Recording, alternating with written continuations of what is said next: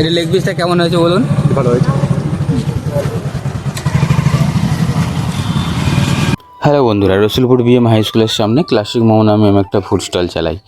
তো আজকে আর সেই খাবার দাবার বানাই যেভাবে প্রত্যেক দিন সেই ভিডিও দেখাই, আজকে আর সেই ভিডিও দেখাবো না।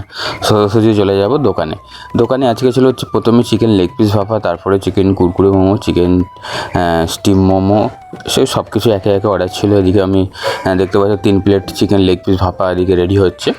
তো তারপরে এদিকে আরও কিছু অর্ডার এসে গেছিলো। তারপরে এত পরিমাণে যে ভিড় পড়ে গেছিলো যে আর ভিডিও করার সময় পেলাম না।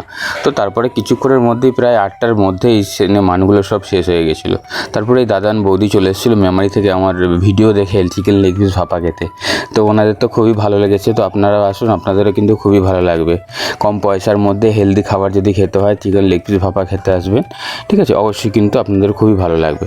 তারপরে এদিকে কাস্টমার এক এক করে ছাড়ছিলাম এবং আজকে কিন্তু দোকানে খুব তাড়াতাড়ি খাবারগুলো শেষ হয়ে গেছিলো। আজকে এই ভিডিওটা হচ্ছে শুক্রবারের ভিডিও, তারপরে তো আর এত কাজের চাপ থাকে, বানানোর আর সময়ই করতে পারিনি। তারপরে এদিকে আজকে দোকানে কিন্তু ছিল chicken cheese Kurkure momo, chicken leg piece ভাপা, তারপরে আপনার হয়ে যাবে স্পেশাল স্টিম মোমো, তারপরে এদিকে চিকেন শিক কাবাব, হ্যাঁ, তারপরে পাওয়া যাচ্ছিল চিকেন নাগেট, তারপরে এবং এদিকে চিকেন চিজ বল, তারপর চিকেন সাটে, সবই আজকে ছিল।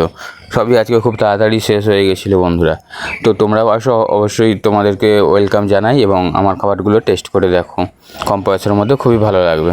তো বাই, দেখা হচ্ছে নেক্সট ভিডিওতে।